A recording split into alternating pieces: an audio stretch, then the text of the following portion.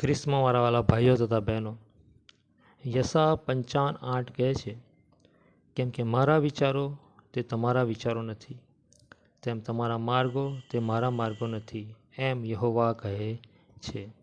છેલ્લા 15-20 દિવસની અંદર 2 ઘટનાઓ મારા જીવનમાં એવી રીતે બની ગઈ કે જે ઘડીએ જે કામ કરવાનું તે મારાથી થઈ ના શક્યું. મેં મારા પોતાના વિચારો પર આધાર રાખ્યો. એના લીધે સૌથી પહેલી ઘટના એવી હતી કે હું બાઇક લઈને જતો હતો. મારી આગળ એક રિક્ષા જતી હતી. રિક્ષાવાળા ભાઈને લેફ્ટ સાઈડ જવાનું હતું, મારે રાઈટ સાઈડ જવાનું હતું. રિક્ષાવાળા ભાઈ લેફ્ટ સાઈડ વળ્યા. એકદમ જ એ રિક્ષાની આગળથી જ એક બાઇકવાળો જોરદાર સ્પીડમાં મને ટકરાયો. અમે બંને જણા ફેંકાઈ જ જવાના હતા, એટલી બધી સ્પીડ હતી એ ભાઈની. મેં બ્રેક મારી દીધી હતી. મારી બાઇક થોડીક જ પાછી ખસી. અમે બાઇક પરથી નીચે પણ નથી પડ્યા. એકદમ અદ્ભુત બચાવ. પરમેશ્વરે જાણે બચાવ કર્યો એવી રીતે બચાવ થયો. મેં પેલા ભાઈને કીધું, ભાઈ તમે કેવી રીતે ચલાવો છો? આટલી બધી સ્પીડમાં કેમ ના આવો છો? અને જુઓ તો ખરા, મેં કીધું તમે કઈ જગ્યાએ ચલાવો છો, અહીંયા આગળ ટ્રાફિક કેવો હોય? પણ એ ભાઈ કહે છે કે ભાઈ મને ખબર જ ના રહે કે તમે આ રીતે આવી રહ્યા છો. અને પછી અમે એવી રીતે રકઝક કરી અને પછી છૂટા પડ્યા. ઘરે જઈને તરત બાઇબલ વાંચીને મેં પ્રભુનો આભાર માન્યો. પ્રભુ તમે મને સખત રીતે બચાવી લીધો, તમારો પુષ્કળ આભાર. પ્રભુ મને જાણે મને અંદરથી જવાબ આપતા એમ કહે છે કે તારે ત્યારે બોલવાનું હતું આ વાત. હું ચૂકી ગયો. મેં બીજી બધી વાતો કરી, રકઝક કરી, પણ એ વખતે જ તરત જ પ્રભુનો આભાર માનવાનો હતો કે મારો બંને જણનો બચાવ થયો. કદાચ પેલા વ્યક્તિના માટે પણ આ પ્રભુનો માર્ગ જાણવાનો કદાચ રસ્તો બનત, પણ હું એ વસ્તુ ચૂકી ગયો. એના થોડા દિવસો પછી, લગભગ 10-15 દિવસ પછી, ફરી વખત હું એક જગ્યાએ બેઠો હતો અને મારી પાછળ 2 વ્યક્તિઓ વાત કરી રહી હતી. કયો ધર્મ શ્રેષ્ઠ? એમાં એક ભાઈએ કીધું કે મને તો જૈન ધર્મ બહુ સારો લાગે છે.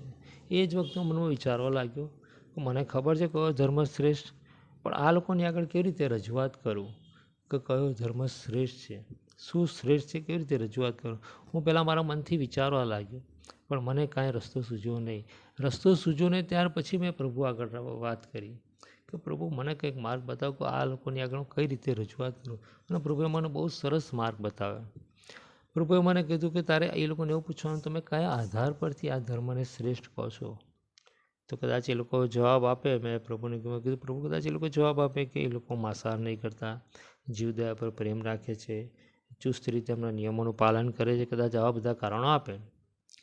પ્રભુ કહે છે એ તો દુનિયાવી રીત છે, દુનિયાવી લોકો જોવે ને એવી રીત થઈ. પણ ખરેખર પરમેશ્વરે આ જગતમાં કોને બધી શ્રેષ્ઠતા આપેલી છે? તો એ બાઇબલ સાથે જોડાયેલી 2 પ્રજાઓ છે જેને બધી શ્રેષ્ઠતા આપી છે. તમે જુઓ, દુનિયાના શ્રેષ્ઠ સાયન્ટિસ્ટો કોણ છે? તો યહૂદીઓ છે અને ખ્રિસ્તીઓ છે. દુનિયાની શ્રેષ્ઠ ટેકનોલોજી કોની જોડે? તો આ લોકો જોડે જ છે. દુનિયાના શ્રેષ્ઠ ખેલાડીઓ કોણે આપે? તો આ લોકો કોણે આપે? દુનિયાના શ્રેષ્ઠ લેખકો કોણે આપે? તો આ લોકો કોણે આપે? દુનિયાના શ્રેષ્ઠ તત્વચિંતકો કોણે આપે? તો આ લોકો કોણે આપે? દુનિયાના શ્રેષ્ઠ સંન્યાસીઓ પણ આ લોકોને જ આપેલા છે. સંતો પણ આ લોકોને જ આપેલા છે. તમામ બાબતમાં શ્રેષ્ઠતા આ લોકોને જ પ્રાપ્ત થયેલી છે. તો તમારે આ રીતે રજૂઆત કરવાની હોય છે. મેં પ્રભુનો પુષ્કળ આભાર માન્યો, પણ પ્રભુ એ વખતે હું ચૂકી ગયો. મને એ વખતે ભાન ન રહ્યું. મેં મારા પોતાના વિચારો પર આધાર રાખ્યો.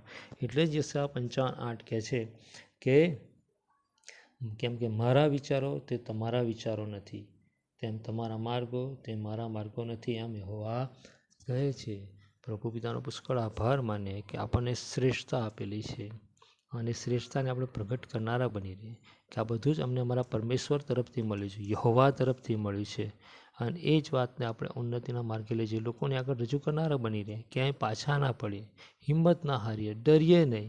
બરાબર? કેટલાક લોકોને મેં જોયું છે, ખ્રિસ્તી હોવા છતાં પણ એ લોકોની અંદર ડર હોય છે. ખ્રિસ્તી ધર્મને પ્રગટ કરતા એ લોકો ડરે છે. બરાબર? એ ડરવાનું નથી. પણ તમે જો શ્રેષ્ઠ છો તો તમે બતાવો. એ લોકોની જોડે નથી તો આમ છતાં પણ આટલું બધું કરે છે, તો તમે તો છો, તો કેમ ચૂપ રહો છો? બરાબર? એટલે પ્રભુનો પુષ્કળ આભાર માનો કે તમે એકદમ શ્રેષ્ઠ જગ્યાએ છો. તમને બધી શ્રેષ્ઠતા મળેલી છે અને શ્રેષ્ઠતાનો ભરપૂર આનંદ માણો, એ જીવનનો આનંદ માણો.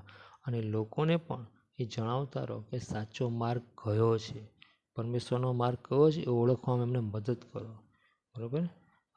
અને એ જ આપણે પ્રભુને પ્રાર્થના કરીએ કે અમે લોકોને સાચો માર્ગ જણાવવામાં મદદરૂપ બનીએ. તમારા માર્ગમાં લાવનાર, કારણ કે ફસલ તો મબલક છે પણ લણનારા ઓછા છે. બરાબર? આપણે લણનારા બનીએ એવી પ્રાર્થના કરીએ પ્રભુ ઈસુ ખ્રિસ્તના નામમાં. આમેન.